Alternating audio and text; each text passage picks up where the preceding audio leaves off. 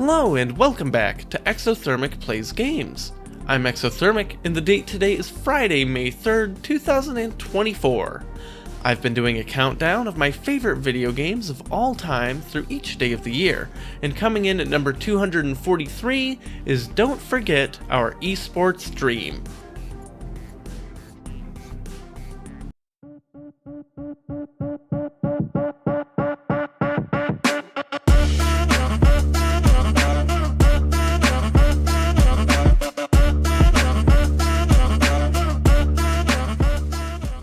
Don't Forget Our Esports Dream is a visual novel about the professional StarCraft Brood War scene in Korea in the mid-2000s, and is the prequel to SC2VN, or the StarCraft II visual novel, which I already ranked at number 286 on my list.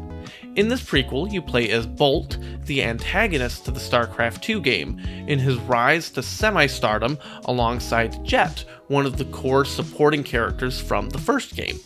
Despite the connections to the first title, you could actually play them in either order, and I think would work just as well story-wise. Bolt is a pretty dynamic character in Don't Forget Our Esports Dream, and it's interesting to see how he changes into the person he's become by the time SC2VN rolls around. Mechanically, the game is definitely still a visual novel. Go through dialogue, make the occasional decision, and see how other characters react, with memorable music and pretty decent art assets. There are definitely some differences that cause me to rank this game 40 spots higher on the list, however.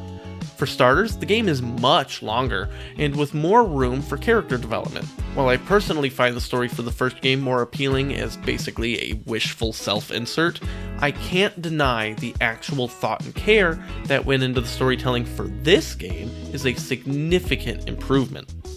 The other major improvement is the sections where you're actually playing matches of StarCraft. Unlike in SC2VN, where you just select your strategic decision and watch how it pans out, you simulate some of the key bindings and controls in the original StarCraft game, doing common key sequences like 1A click, 2A click, 3A click to control multiple groups of army units to all attack one place together, or hotkeys for various spellcaster abilities. You're timed when doing these segments, and if you do them very quickly and accurately, you'll be graded well on your result. They don't actually change anything about the story, it's just more of a mini game to test yourself and try to beat your high score, or get achievements for the game. This system is an absolute game changer and really sucks me into the action, which makes me feel way better at Brood War than I actually am, which is not that great.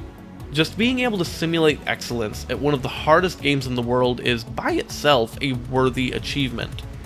Musically, the game pretty much uses the same soundtrack as from the first one, but that soundtrack is still great, so I'll take it.